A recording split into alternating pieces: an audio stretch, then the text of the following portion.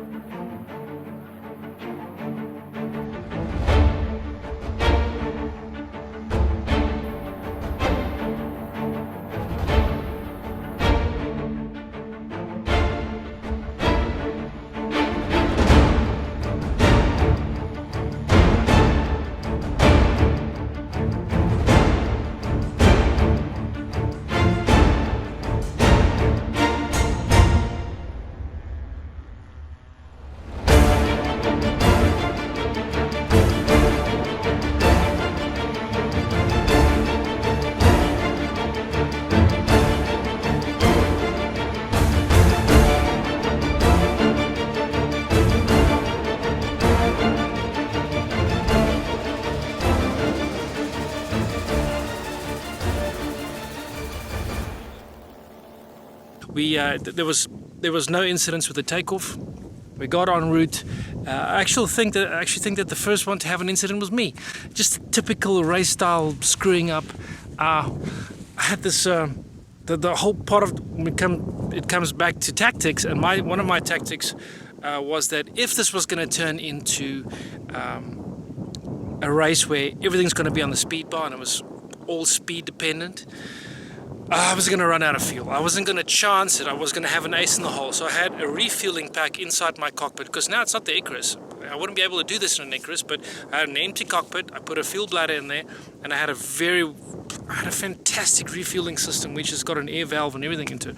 Anyways, 2 minutes out, pipe goes off the carabiner.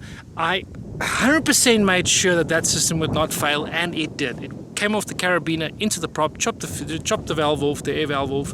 Fortunately, no damage to the prop, and didn't stop my race from continuing. So anyway, I was the first guy to get some incident.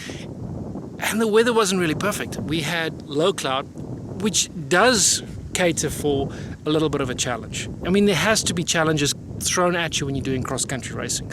Otherwise, it will all just be about speed and not really where these gliders are supposed to be doing their work. You see, slalom racing is all about just cutting the curve, agility, and good speed. But when it comes to cross-country flying, it's about at what speeds the glider is most efficient and how does it handle when the air becomes rough. Then there's other factors coming into play as well. I mean, obviously the glider is matched with a machine, and different machines give different fuel burn results. On this specific day, Nick Louis, who was racing the F1 against me, he was combining the F1. He went for a size 22. He's got an 18, 20 and a 22. He went for a size 22 specifically because of the altitude, 3,400 feet. He calculated his weight and everything that he was going to have to take with him, the distance we we're going to fly, everything. So he was looking at the 22 being his best option. And even though he picked that wing, there was still a few incidents with his takeoffs. It did waste a bit of time for him, but still he got off the ground, and because the race started in the air, it wasn't a huge issue. All right, so coming back to my point was that he picked his choice of machine is the HE 210. So it's maybe not such a common machine everywhere where I'm from, but it is a reliable machine, and it is a good engine. Very similar size, displacement than the Nirvana F200. But that's pretty much where it ends, because each manufacturer is all about trying to come up with ways for a machine to become more efficient. And when it comes down to a fist fight like all on speed bar, which is exactly what happened, I feared that would happen. And when it comes to just it all being on speed bar, then the machines get to suffer because they're running at high RPMs, and every glider is different when it comes to their efficiency at the very, very top end speed. All right, so basically what happened was we got going, everybody was in there, and we kicked off, and I think I was about third in line from the pole position. Francois was, I believe Francois was second. I think he was second. And Anton Odier on the Ozone free ride was running in first or pole position. So we'll get out here. I think Francois was a bit ahead. I'm going to check his footage out, but I think that at some point within about 10 minutes, Francois caught up with the warp, and he used his speed bar to overtake the Ozone free ride. And you can see the footage there. I mean, Anton was really doing his best to get as much as he possibly could out of his Ozone free ride, but nevertheless, Francois cut past him, and it was the same for me. About 14 minutes into the flight, I was able to catch up with Anton and give him a good wave and continue on the route. Now the weather, like I said, it was one of the challenges. So it wasn't a completely smooth day, smooth when it comes to wind. That's why we moved it one day earlier. There's a system blowing in, a cold front blowing in, and today you could probably hear some of the wind on the microphone. The race wouldn't have been possible today. So it was low cloud and it was closing the mountain range. So when we take off here at Champion, it's at 3,400 feet at Nirvana, 3,400 feet, but we have to cross over a mountain range that just drops down to about somewhere between 500 and 1,000 feet. So you got to get over it, and sometimes the clouds close it up. But as part of the race rules, we didn't want the pilots to climb up to huge altitudes. The track went past an international airport, so we asked everyone to go on certain coordinates we gave them, and that meant going through a gorge, a very deep gorge with a river running through it.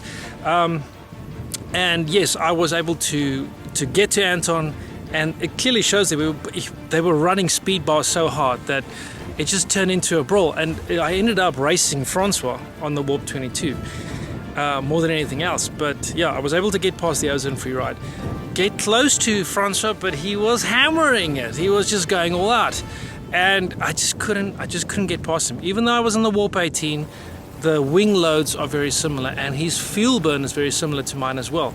So that's part of what we discovered on the race calculator, was that even you could be any weight that you wanted to be. He's about 110 kilos, about 200 odd pounds of a pilot. So he's a heavy bloke, and I just couldn't get past him. Similar on the wing loads, but I had him in sight all the time, and eventually I did nick ahead of him when we went into the gorge.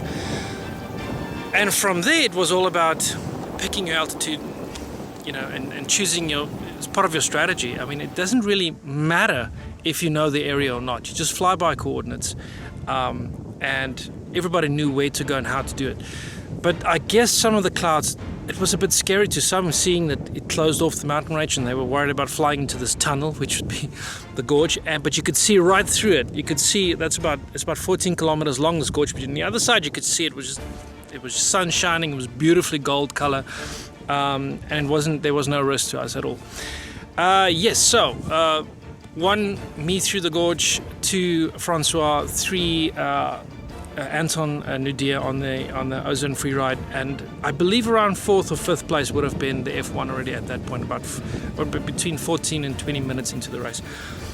I think this is, after the race we discussed it, and I think this is, at some point there, Nico made a choice to go over the mountain. Somehow he got over the mountain instead of going through the gorge. At least that's his story. So that would have considerably made the distance shorter that he had to fly along if he had to fly the same route as us.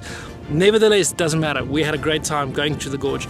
I decided to climb up a bit higher. I went. I thought, we were just racing too hard on the speed bars, and this was going to cost us. I mean, at no point running a race this hard and nobody finishes it, right? I mean, you still got to think about fuel burn and tactics. There is fuel in the halfway point, but I didn't want to stop there to refuel, put fuel inside my machine, because I know exactly what that would cost me in the end of the day. That would cost me severely on the fuel and on time and on the refueling process. We only had to eat a donut. Whether you swallow that donut whole or you just take your time, doesn't matter. If you needed a break at the halfway point, that's exactly what I was worried about. I didn't want to waste time on the ground. So I punched through the clouds, saw a gap there, punched through it, and I was above the clouds for a while. Was able to I thought I could just peace out for a while and just go on to trimmers alone, which give me about a 37 knot cruising speed. But when I went back down eventually into that beautiful sunlight I was talking about, I could see that Francois was edging ahead of me at a lower altitude. So in hindsight, I should have actually checked what the wind was going to do at different altitudes. I actually, knowing the area, especially and doing a lot of cross-country flying, I know that higher up is usually better altitudes to fly because the air is thinner, and most of the time you get better wind conditions as well. So not really so much about seeing if I'm going to get a tailwind or headwind, but more about just not having a wind and getting better fuel consumption. This was the wrong tactic. When I went back down, and it turns out that the wind was somehow dying down, but there was an inversion layer right at the ground surface. It wasn't very. I don't know how this could be, but very, very strong tailwind that was blowing right on the surface. But it was the opposite. It was like a different wind directions completely, because not only was I not getting 37.5 knots cruising on my trimmers, I was getting around 35 with speed bar. So it was slower higher up, and I thought that would translate to all the way through. It's very rare for me to have flown in conditions where there would be opposite wind directions to the extent that there was on that day. Anyways, I could see Francois was edging ahead, went back down to get as close as possible, because that's usually the best tactic. When you see someone edging ahead of him, he's obviously getting some form of advantage with conditions, and so I chose to go back down as close as possible to get to him and at least match up with him. When the conditions are matched, I know that I'm a little bit faster than a 22, a little bit less drag, so I'm running at 37.5 knots cruiser on the trimmers, and he would run around 35 knots. So I know the Warp 22 pretty well. But I couldn't get ahead of him. It was really this dogfight. Nothing's happening. I mean, the ozone's gone. I'm just now sitting racing a warp, and that was my biggest fear in the beginning of this race. I knew there was a very good chance I'd beat the F1, but I really, really hate racing another warp, because it's really much the same. It's not only just the same wing, it's also the same engine I'm racing. He's one of the race pilots. I kitted him out. I made sure that his kit works. So it's like, Luke Skywalker facing Darth Vader. Doesn't matter who's who, but the point is it's quite equally matched. Anyway, so we're running this gauntlet, and it just goes back down to speed bar brawl. You see another pilot, you just it's like Jack Russell chasing a tire. There we go, we're just back on speed bar. And it just stays the same for about 45 minutes into the race, and just all stays calm. And I know that at some point I'm going to have to maybe make use of my tactics, which would be the in-air in-air refueling system. And I connect it all up, start pumping fuel up, and it works like a charm, no problem. The valves got cut off, so what happens is you disconnect that fuel line and spray fuel all over me. So what, I close my visor, disconnect, spray fuel over me. But while I'm doing this whole refueling thing, I can see another glider come into my view at the bottom there, and you can see that in the video. Actually, I didn't see it, the camera picked it up. I only saw it a little bit later on, and I was like, oh my, who the hell is this? I know there's a Hadron 3 here. There's no way the Hadron 3 is going to beat a Warp. The Hadron 3 is fast, but I've said it. I know the speed on the Hadron 3. That's not going to beat me. And here's the F1, man, and I just cheesed myself. How's this possible? This F1 is just, it's blowing us away. Literally, Francois is next to me, and we're both looking at this glider, and it's much lower altitude. He's like right on the surface, and he's just nailing it. I would say it was about, probably 5-6 miles an hour faster than us. It just doesn't make sense to me. But anyways, I do what I always do. If he's flying faster, I've got a good knowledge on paper about these products, and so I'm already on speed bar, but I descend it as quickly as possible to get into whatever he is. And choose Bob, there is this huge bloody freight train of a tailwind right at the bottom, and never mind what distance he flew, it was just the tailwind was just charging him all along. And as soon as we got into that, Francois followed suit as well. So the three of us got into that tailwind. All three on speed bar. F1 full speed bar, I'm on speed bar, Francois on speed bar. And fortunately, the Warp is a tiny bit faster when it's on speed bar. And we nailed it. I mean, it took us about 6 miles to catch up that distance, that just from us dropping from altitude about 2,000-3,000 feet from where he is, not losing too much speed and just trying to drop down. I went from a 35 knot cruising speed to a 50 knot cruising speed on the trimmer, on the speed bar, and fantastically I caught up. Francois was right next to Nico on that F1, and we were just charging along, and we could see the airfield. It was, man, it's that kind of racing that just makes cross-country flying and racing so much fun. And I can't really promote this enough for other guys to do the same thing. No matter what product you're flying, it's just fantastic to have these kinds of experiences where you push your friends a little bit harder, and you get to have these side-by-side little competitions going. It's fantastic. It's way better than anything else like slalom or whatever else. That's why it's such a fastly growing sport and segment within our sport. Anyways, so the next thing is tactics when it comes into play. I know one of the big advantages that I have would be to have the power attack system. So I've got speed bar, which is the power attack. It's already automated. The trims are hanging loose. And I close up the trimmer and I go off the speed, and I close the trimmer up to landing speed, but then go back onto power attack, and I'm running not as fast because I'm going for landing. So the big thing that I do is what I use my speed bar for would be to, as I get to landing, I just go off the speed bar. You're already on landing speed because the trimmers are closed, so it engages the trimmers back on landing speed, just a quick turn and onto the ground. It's a fantastic system for cross-country racing, and it will be a huge advantage to anyone that races the Icarus. Okay, so I was first on the ground, and Francois, I trained him all the way up from basic PPG to the race pilot he is today. He did exactly the same thing. Got onto the ground second, and Louis on the F1 came in third. Fantastic, we're all on the ground. We can have our donut. High fives. Now, what's going to separate us on the next leg, because this is cross-country racing. Everybody that arrived knew exactly what was going to happen, and if you're going to fly your machine until this that is exactly what you got to plan for. If you're going to fly speed bar, then how are you going to beat your competition? It's not about speed, it is about cross-country speed and racing. Now, like I said, it's about fusing a glider with a pilot, with a machine. And the F200 is it's phenomenal when it comes to fuel burn with the efficiency of the Warp. That's how we tested it right from the beginning, and and how we send feedback to the factory, how we had to set up the computer and settings, and the same deal when it comes to the board. We also gave feedback when it came to that, because this whole process of design started for us from the Hadron XX on the previous races we did.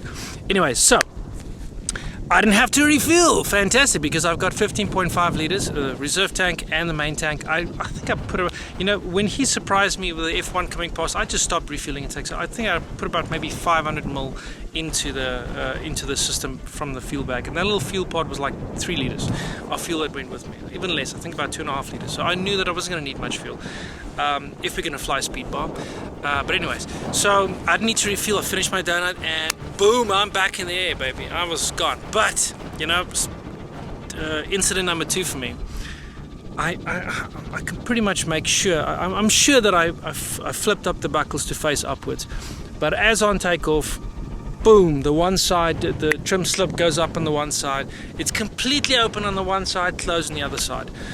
Unfortunately, I've made several videos about this, and I've explained it to Dudek as well. And they have sent a memo out worldwide to all the importers about what to change on their warps, not to get so much wing load on those trimmers, so that this doesn't happen, because it is quite dangerous if it does happen. But I'm used to it, and so it went up. But now, you counter that by grabbing the brake on the side that's open, not try and close the trimmer at all, because there's trees and whatever else.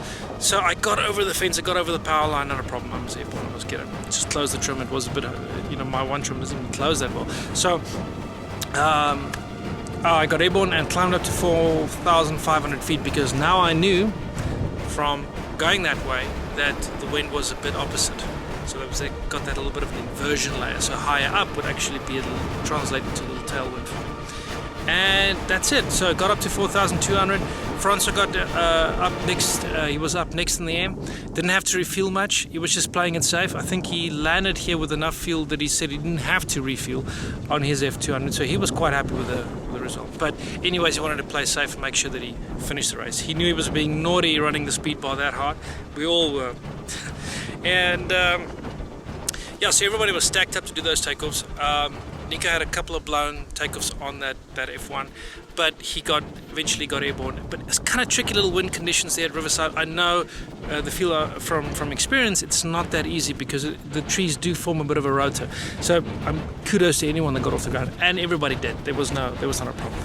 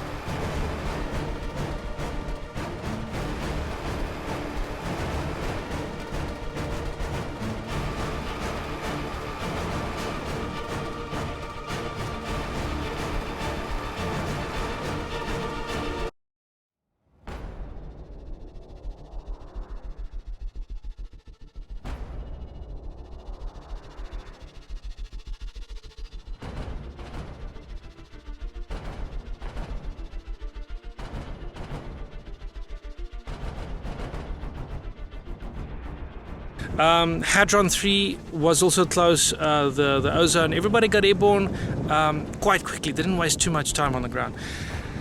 But there was still a gap that I created by not having to refuel. So that is part of the strategy, is to have machines that are designed and set up in such a way that they lightweight, don't use much fuel, it's stowed away behind you, and you're having an easier race. So we got going, climbed up to high altitude, pushed as hard as possible. I was running speed bar most of the time. I was doing fuel calculations all the time to make sure that I could possibly refuel, and I actually did. About 20 minutes from base, I could see my fuel was at 500 or at least 5 liters, and there's no chance in hell that I could burn through what I had on my machine. But I was just playing it safe. I didn't want to have to do an in-air refueling. And later in the day, when it gets hotter and hotter and hotter, rough air, putting your hands away, just to try and do all that, not worth it. So we got to the point where it was a very lonely race. It just got boring in the sense that I didn't see anybody else after that. And as it turns out, afterwards, I came in first position, and I waited I think Francois was about 15 to 20 minutes after me. And that pretty much just translates to the fact that he had to refuel on the ground. He didn't have any blown takeoffs. He had nothing that really cost him, except the fact that his decision was to refuel on the ground there and not make another plan or even just deciding not to refuel at all. So that was tactics that pretty much separated me from Francois. That's just the pilot's decision on the day. Louis on the F1, he got kind of scared from the clouds that was still covering that side of the ridge, and he was kind of just searching for a spot to try and sneak through. But eventually he was running very hard and he was burning up his fuel, and he decided to ditch and rather take a landing on the road, which every pilot's got to make has got to make their own decisions. And in the end, the more experienced you are, the better you can do as far as cross-country racing goes. So that's why I keep on promoting this. I can promise you the next time he does it, he would be more prepared from navigation perspective. He would be more prepared from what is possible with the different layers in clouding, etc., that we could get away with cross-country racing. Anyway, so Francois, I came in at 8. We took off at 6:14. It was supposed to be a 3-hour track. I flew it in 2 hours 2 minutes. Francois came in a couple of minutes after me at 08:26, so not long after me. And the ozone free ride came in after us, about another 20-30 minutes. That there was a gap there. So time isn't really of a super essence when it comes to this. If you're behind, you're behind. But I think there's some real great footage and real good stories to tell out of this whole experience. This was a cross-country race. It wasn't a speed test where gliders are just pulling in next to each other. So the F1 had to be efficient, the Warp had to be efficient, the machines had to be efficient, and the pilots had to be prepared for the rules that and the situation that we had to face. And this is exactly how the Icarus goes. I had my ass handed to me on the Icarus multiple times by a pilot, Allard, that flew ozone speeds. And anybody that knows the speeds that knows it's a dog in there. It's very slow compared to these high-speed gliders. It's about consistency. If you don't do anything wrong, you don't screw up in your tactics, you do your planning right, and you fly, you just make the right decisions, and you're lucky. Most of the time it's just luck. I just make really poor decisions sometimes, and sometimes I'm just I really have bad luck sometimes, and that's cost me in the past, even though I fly some of the quickest gliders out there. Alright, so what is the summary? What do we take away from this whole thing? I'm going to say that I'm super impressed by the F1. I could see that glider beating my ass like a drum. Fortunately, it was just a tailwind playing a hoax on me, but I don't think it's a bad glider at all. I think that the Warp has got some offerings on its side, some advantages, like in fast takeoff and landing, whereas you don't have to sacrifice size on it. So on the Warp, I can take off at 6,000, 7,000 feet airfields. At the same distance, I take off at much lower altitudes, like 1,000 to even less feet above mean sea level. So that actually got me to reduce my size on the Warp from a 20 to an 18. I can tell you that is one of the biggest advantages that the Warp offers. On the F1, I think the guys are going to bring it out again. We're going to do this again and again and again, get some other results. More times when we do this, the better. Fascinating about the ozone free ride. It's the same kind of thing that happened to me on the Icarus, where the guys, unless they overload that glider, it can't really get close to the Warp speed. But it wasn't a Warp versus free ride. Otherwise, we would have some serious free ride races here. But Anton is the South African PG champion. He is a really, really good pilot, and he could have burned us really badly. I could see that. I wasn't too stressed about the ozone, but you never know. Like I said, XC flying is about more than just speed. It's about consistency and decision making as well. So there was always a chance that something could happen there. And I mean, him in third position really is good reflection on his skill as well. Another real good takeaway that I would take from this would be that I was impressed with the Hadron 3. Yaku flying the Hadron 3, he came in about 2 minutes after us landing at the halfway point, and that's really impressive for that Hadron 3 to be that fast. I actually thought it would be much slower than that. It could have been the tailwind, could have been other factors as well, but the fact is that he had an awesome flight. Super happy with it.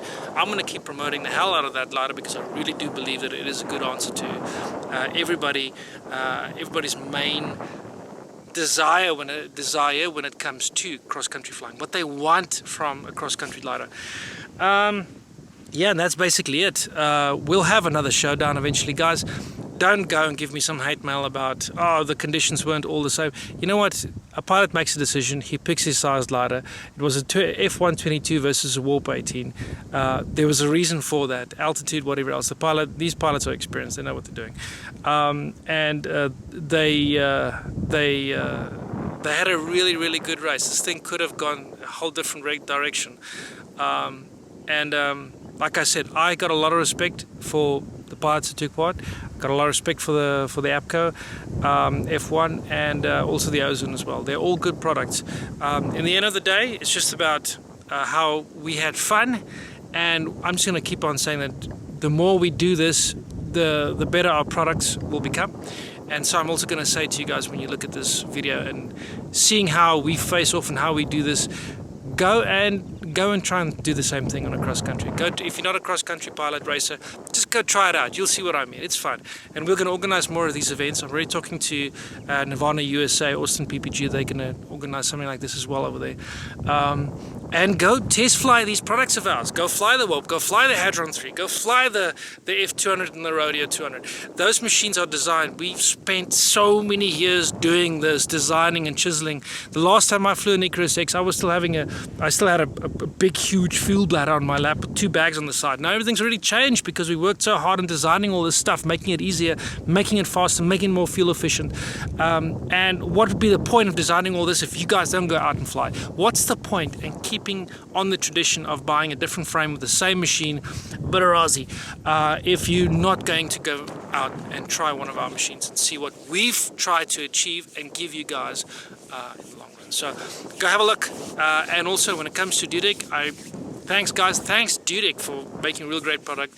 I'm glad I wasn't the Warp. That was my product to pick, and I was super elated about the fact that I made a good choice. Guys, thank you so much for watching this video, and I guess I will see you on the next adventure.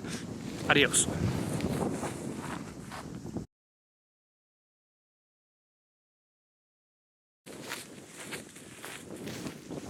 Now there's one thing I failed to mention, and that was there was actually an unfair advantage we had.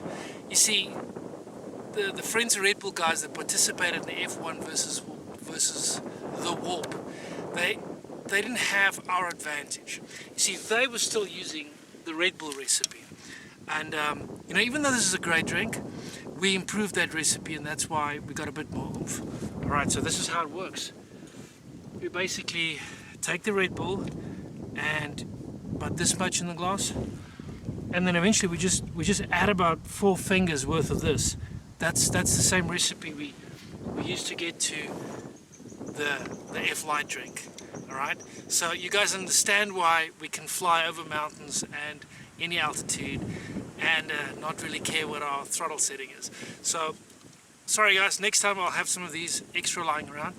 We just didn't want to distribute them on the first day to the competition. See you next time.